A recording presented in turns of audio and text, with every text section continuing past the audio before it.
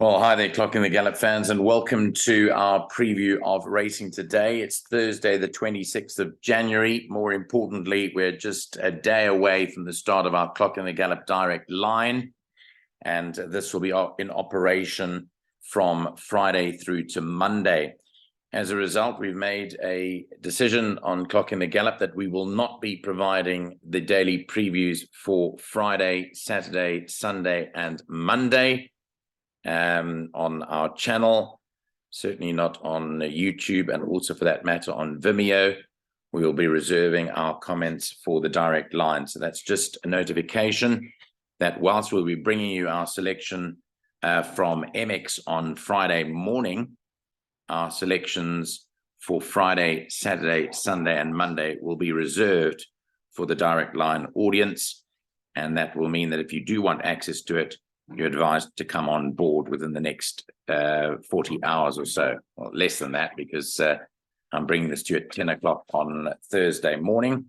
So you basically got just over a day to get involved in the direct line. If you want to contact us, then please do so on our email address, clockingthegallop@gmail.com, or WhatsApp us on the number 079 390 5747.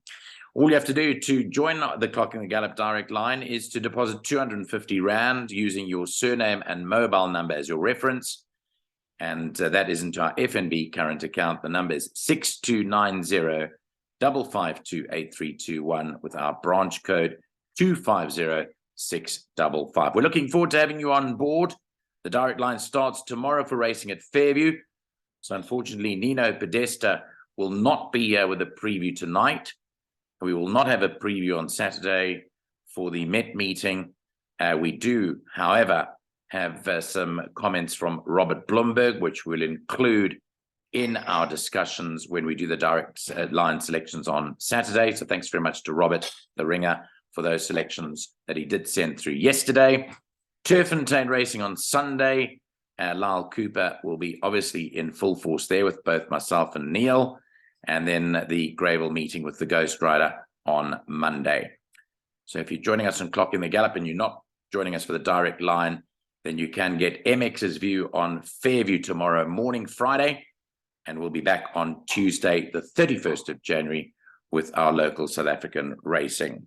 Right, let's head into today's race meeting where we do have a full preview, and I can tell you that all of the team have put together today's selections, so let's go to them now. It has been a team effort as a prelude to the direct line selections for the weekend. All right, let's go to the changes as well as the betting and our selections for today. As I said, it is a team effort today. The first race, a maiden plate. In fact, all races are maidens today. This is over 1,000 meters at 12:15. Scratched on numbers 1, VAR Park, 5, Tony Soprano, 7, Brosnan, 9, Elusive Justice, and 12, Viva de Janeiro. The hot favorite is number 11, Time Together. He looks to win. He ran a very good first-up effort at the back end of November, and that was behind Melech. He was beaten by 1 3/4 lengths.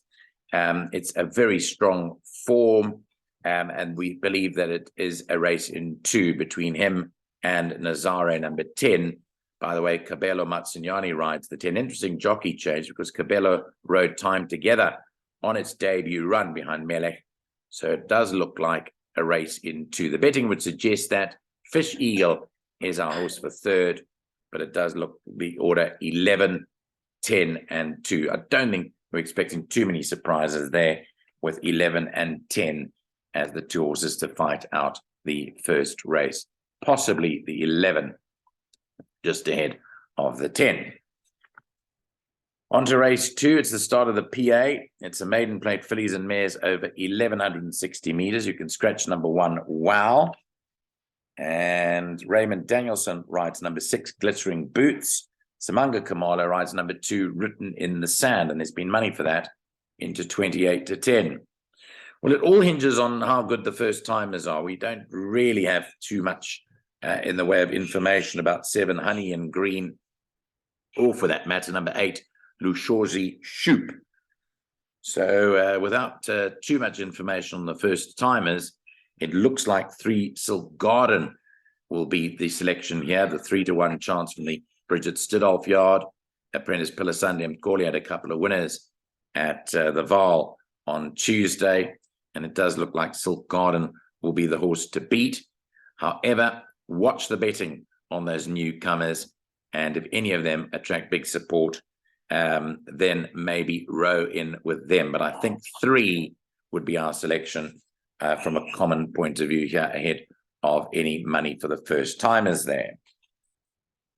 On we go to race 3, which is a maiden over 1,160 meters. Start of the pick 6 at 1. Here you can scratch numbers 8, Magic Link, and 11, Smelting. Those are the scratchings there. Well, there's differing opinion from our team. Some of the team like number 6, Free Movement, who's been backed into 18-10 with the blinkers back on. Muzieni rides. Some of the team liked Coyote, who disappointed last time out big time, but wasn't drawn well, is back up the straight again today. I think the value lies with the 2, Phantom of the Forest. That's my personal view. I differ a bit from the team. I think that at 7-1, this represents value in the race. The blinkers have come off. The pacifiers, rather, have come off. The blinkers were on. Then they put the pacifiers on. Now those have come off. And if you look at his earlier form without blinkers or pacifiers, it wasn't too bad. So I'm in the camp of the 2, Phantom of the Forest, personally. But our team are in the camp of 6, Free Movement, and 1, Coyote. And then number 5, Exhale, could improve from that first-time effort, because that was against winners in a graduation plate against Karangatang. Could improve from that run. So expect that to be up in the money. Let's go to the 4th race at 2 o'clock. It's a maiden plate over 1,400 meters. Scratched a 1, Broadway, 8, Celtic Rush, and 12, Radu. Now with Radu coming out, I think it leans us towards Brave Viking. Pierce Stratham teamed up with Joey Soma on Tuesday. They had a good winner, and I think that Brave Viking will take a ton of beating here. It's 8-10 favorite, and it's the horse to beat. Mo the Man, a couple of our guys like Mo the Man, not drawn well, but it's also drawn just outside of Brave Viking. That is possibly the main danger. And then Raptor Island after that. So that's our selection there in race 4. Pretty much what everyone's going for, but I think Brave Viking, a hard horse to beat. Race 5 is a maiden plate over 1,800, due off at 14:35. Scratch number 3, Circus Lights. Well, this, they're just running for 2nd. I think Battleground is a foregone conclusion that he'll win at 1-10. I think the whole racing industry might melt if it loses, because I think that is a hot pot favorite, and on form leans us towards having him first. But I did ask the team what their outright selection was for 2nd, and I'll tell you what their answers were. The Ghost Rider went for number 5, Pedasos. Lyle went for number 1, Harold the Duke. Nino Podesta went for number 8, Antananarivo. And I went for the 6, Lebrasco. So there was divided opinion. So I think the bet here would be to bank a 2 in the exacta and go 1, 5, 6, and 8. I personally believe that Lebrasco will run 2nd to Battleground. On we move to race 6, for 3. It's another maiden for fillies and mares this time over the 1,800-meter trip. No scratching, surprisingly, in this race. And we are all very, very confident that the horse to beat here is the favorite, number 2, on the guest list. I think she's going over the right trip. She's bred to go over this trip. And we're confidently selecting number 2 on the guest list to win here at 13-10. Outside of that, maybe Red Maple could improve. I see they put the blinkers on this. Calvin Habib has a pickup ride on Red Maple. So I think this might well improve because it hasn't been drawn well in both its starts. And she might well emerge as the biggest danger. Rosalind behind that. Ponderosa Pines had its opportunities and frankly has been distinctly moderate. Race 7 is off at 1:45.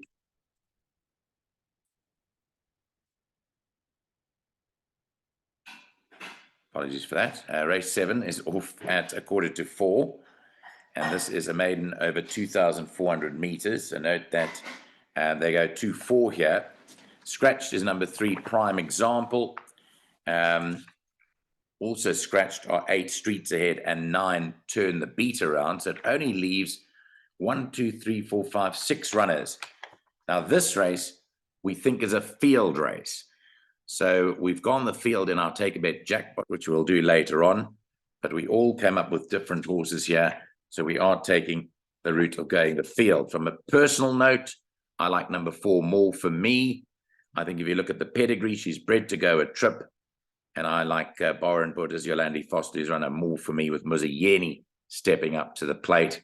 I think this, for me, is the horse to beat, but we have gone field from a team perspective, with all differing opinions. The 8th and last race jumps at 4:20. It's a maiden plate for fillies and mares over the 1,400-meter trip. Here you can scratch number 12, Miss Christmas. Well, here, Mighty Goddess is the horse to beat. She's had lots and lots of opportunities. I just get the feeling that she's looking for the ground now, because I called the last race and she did not run on behind Tiz Magic. In fact, she was hanging, which suggests that she might want further. She's got the plum draw of 1, and I think Mighty Goddess will take a power of beating, with the danger being number 4, Solo Diva. I think that's it, basically, those 2, but I think 3 hard to beat for Solo Diva, the danger. That's our assessment for today. We're looking forward to you joining us on the direct line. More information you can get from our slide that I showed you at the start of the show.